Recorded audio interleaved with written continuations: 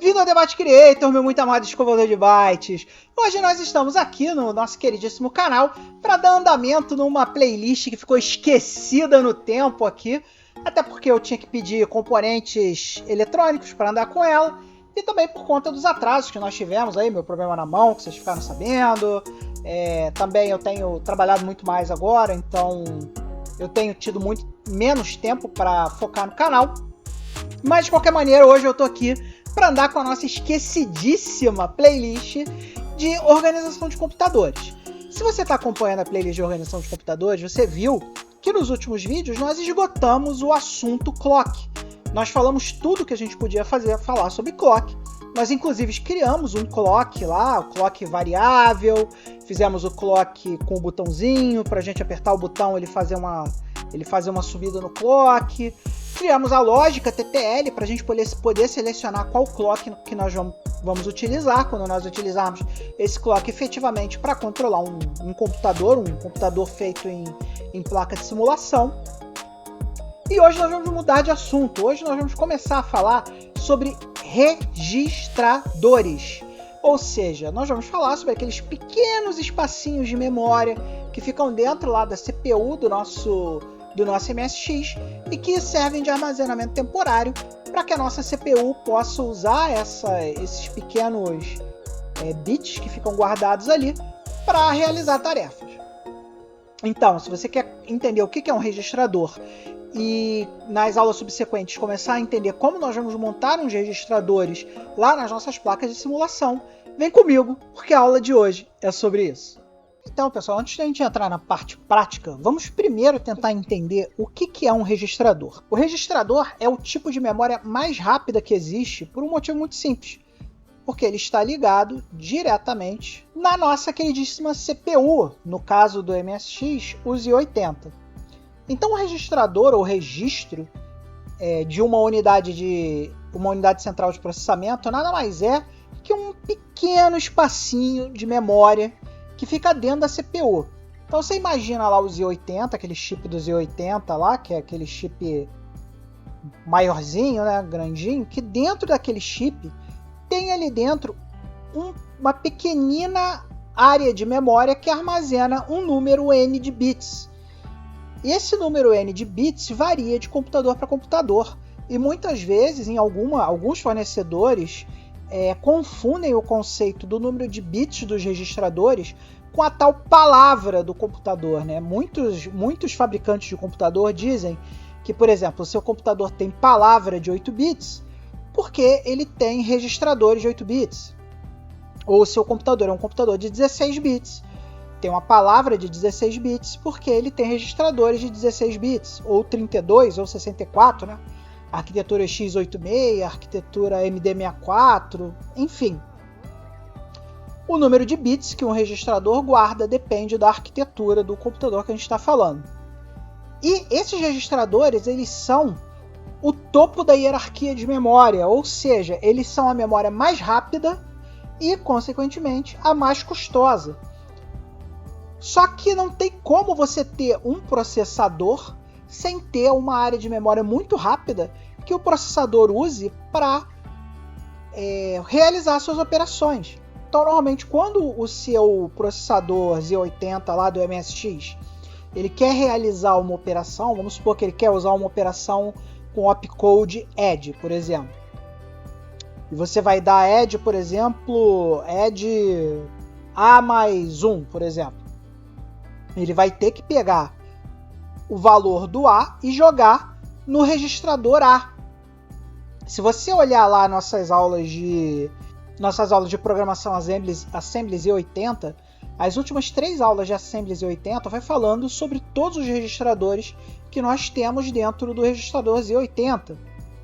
Então dá uma conferida lá. Vou colocar o link aqui na descrição do nosso vídeo para que você possa consultar lá as aulas de Assembly Z80.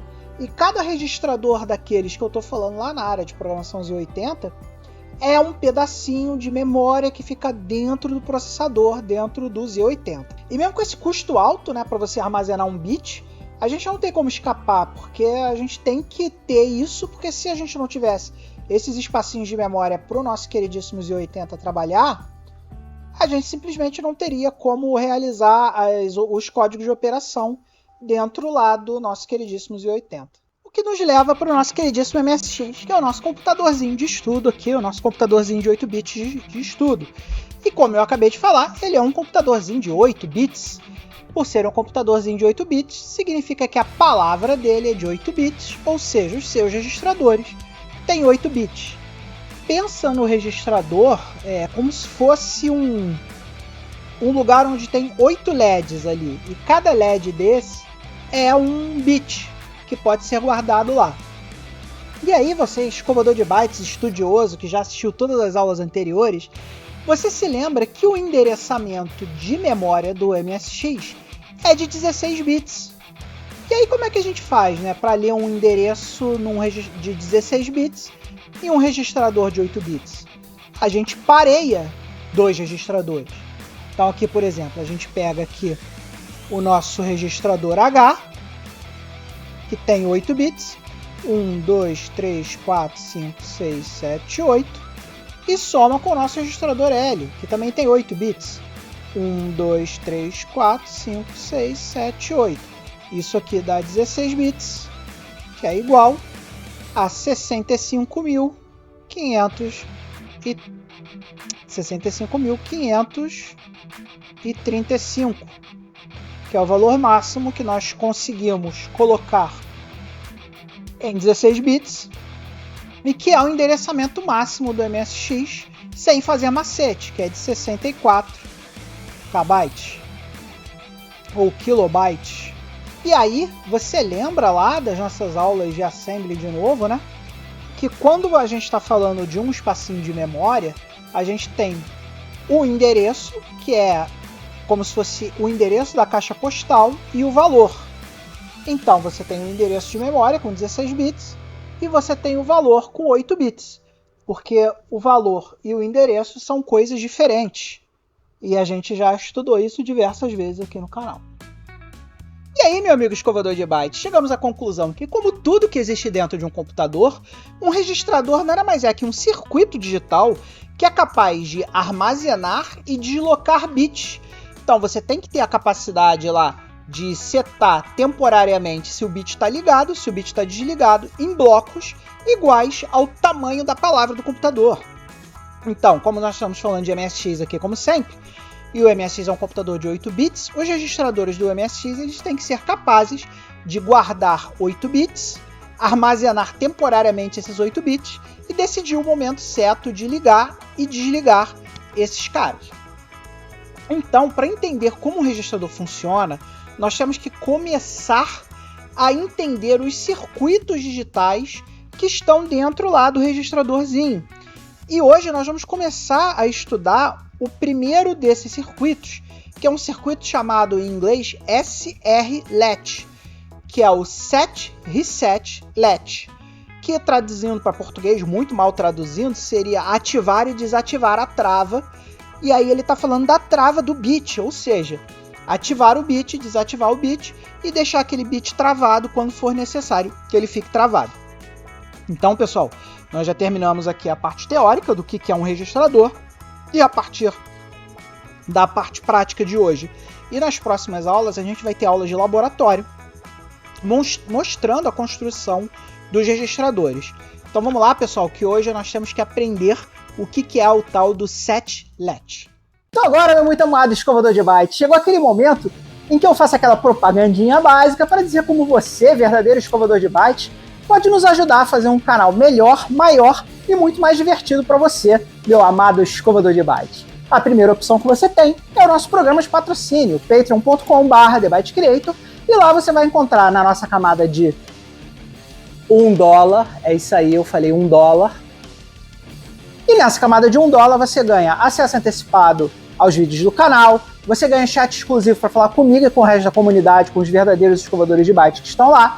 Você ganha também acesso ao nosso FTP exclusivo com diversos arquivos de diversas plataformas para que você possa baixar e se divertir aí no seu computador real ou no seu emulador. E também temos outros benefícios, como por exemplo o nosso queridíssimo Thank You Disk. O Thank You Disk, se você acessar a camada de $1, você ganha todos os Thank You Disks de graça. Mas Mas se você é daqueles que não gosta de gastar dinheiro todo mês, mas de vez em quando quer dar um apoio ao canal, compre um Thank You Disc, meu amigo. Vai lá na aba de compras do nosso queridíssimo Patreon, patreon.com/TheByteCreator, aba compras, e compre um dos nossos Thank You Discs por $3. Assim você consegue remunerar o código que nós criamos aqui no canal. Outra forma que você, escovador de bytes, pode nos ajudar é comprando uma camisa, porque o verdadeiro escovador de bytes veste a camisa! Então você pode entrar lá em thebytecreator.com.br, onde está a nossa loja de merchandising, e comprar qualquer um dos merchandising que estão disponíveis lá. Você pode comprar caneca, camiseta, roupinha para seu pet, boné e um monte de coisas que estão lá disponíveis, diversos produtos que estão disponíveis para você, escovador de bytes, vestir a camisa e se tornar um real escovador de bytes. Então, muito obrigado a todos vocês que já estão apoiando, muito obrigado a todos vocês que vão apoiar, e não se esqueça de dar o like e a curtida no vídeo de hoje, e vambora, porque a gente tem que ver esse negócio aí de registrador e aprender a criar nossos registradores. Então vamos lá, pessoal. Para começar a aula de hoje, a primeira coisa que a gente precisa entender é a aula anterior, onde nós falamos sobre a iniciação da lógica TTL. Na aula anterior, a gente falou sobre os gates básicos, entre eles o gate OR, que nada mais é que a porta OR que nós usamos na programação. E para vocês entenderem melhor aqui o que a gente vai fazer aqui agora, eu vou criar aqui, ó, a tabela verdade do OR, que é A, B e a resolução aqui. Que no caso seria AB OR. Então vamos lá. Se eu começar com 0 e 0, o meu resultado vai ser 0. Se eu colocar 0 e 1, 1 ou 0 é igual a 1. Se eu fizer 1 ou 0, o teu resultado também é 1, porque 1 ou 0 é igual a 1. Verdade ou mentira é igual a verdade. E aqui verdade e verdade é igual a verdade. Então, na tabela do OU, a gente só recebe o 0 quando efetivamente os dois são mentira. Então vamos supor que eu tenho aqui uma porta OR, e vamos supor que eu faça o seguinte, que eu pegue a saída do OR e retroalimente essa saída para fazer ele servir de entrada para o nosso queridíssimo OR. Então, no primeiro clique, vamos supor que a gente tem um botão aqui, né? No primeiro clique do botão, esse cara vai virar 1. Esse 1 vai vir para cá, vai entrar no OR 1. E qualquer coisa é igual a 1. Então aqui vai ter 1 e aqui vai ter x. Só que 1 e qualquer coisa é igual a 1. Então a saída aqui vai ser 1. E esse 1 vai ser retroalimentado eternamente. Ou seja, se a gente botar um LED aqui na nossa saída, esse LED sempre vai ficar aceso. Por quê? Porque eu estou sempre aumentando 1 aqui e 1 e qualquer coisa no OR é um LED aceso. Então vamos testar esse circuito na prática? Vamos montar esse circuito agora lá na nossa protoboard. A lista de componentes para montar esse nosso primeiro circuito, vocês vão ter aí na descrição do vídeo, então vai lá na descrição do vídeo que vocês vão saber. Mas de cara a gente vai precisar de um botão desses táteis. E aqui é a nossa porta OR. Vocês lembram da nossa porta OR lá do nosso queridíssimo aula anterior? É esse cara aqui, ó. O 74HC32. E aqui é o esquema de pinos dele, né? Lembrando que aqui o pino 1 tá para cá. Então eu vou virar o nosso chanfro para ficar com orientação igual aqui ao do pino. E vamos começar a montar esse circuitinho que a gente desenhou ali, né? Então vou botar aqui a pinagem do lado do circuito e vamos começar a montar esse circuito. Vamos lá. Como vocês se lembram aqui do nosso queridíssimo aula anterior, o pino 7 é o pino que recebe o ground. Então nós vamos pegar um jumper aqui e vamos ligar aqui no pino 7 ao ground. E o pino 14 é o pino que a gente alimenta o nosso queridíssimo chip. Vamos pegar aqui um chip, um jumper, e vamos ligar ele nos 5 volts aqui. Está ligado aqui. Então agora esse chip aqui está devidamente alimentado pela nossa queridíssima protoboard. Agora vamos olhar aqui o esquema. Se a gente for usar aqui os pinos mais altos, que são esses pinos aqui, a gente tem o A e o B nos pinos 1 e 2 e a saída no pino 3. Então, se a nossa saída está no pino 3, a gente sabe que o nosso LED tem que ficar ligado no pino 3. Então eu vou trazer o LED para cá, para o pino 3. Lembrando que o LED não precisa de um resistor de corrente, porque a saída do chip já vai ser próximo da voltagem do LED, então a gente não precisa botar nenhum tipo de resistor aqui no pino 3. E aqui, lembrando que o catodo fica ligado no pino 3 do chip e o anodo fica ligado lá no terra, vai ficar aterrado. Então beleza, temos aqui um cara no pino 3. E agora o que a gente tem que fazer? Agora a gente tem que seguir as orientações lá do circuitinho que a gente desenhou. Então, qual é a orientação que a gente dá para o nosso circuitinho? A saída, que também está aqui no LED, ó, tem que estar ligado na entrada B, que é o pino 2. Então aqui a gente está ligando o pino 2 e o pino 3 para ligar a saída que está no pino 3 com a entrada que está no pino 1. E agora a gente tem que fazer a entrada do A. Para fazer a entrada do A, nós vamos usar esse botão aqui, porque é esse botão que nós vamos pressionar para mandar 0 ou 1 para o A. Então me parece óbvio que a gente tem que fazer uma ligação aqui, nessa parte do botão, que é a parte que a gente vai ligar, lá para o nosso queridíssimo pino 1. Para a gente garantir que quando a gente apertar aqui o botão, ele vai mandar 1 para a entrada A, que é o pino 1 aqui, ó. Certo? Certo. Agora a gente tem que passar 5 volts aqui. Para a gente garantir que o que ele vai mandar para o chip aqui vai ser também numa voltagem adequada que o chip possa trabalhar, nós vamos botar aqui um resistor de 330, ligando esse cara aqui ao ground, para garantir que o excesso de corrente fique aterrado e a gente não exploda o chip quando a gente passar essa corrente para cá. Então aqui entre o botão e o ground a gente liga um resistor de 330 ohms. E aqui obviamente esse botão tem que ter corrente também, né? Então vamos alimentar esse cara, vamos passar 5 volts para esse botão.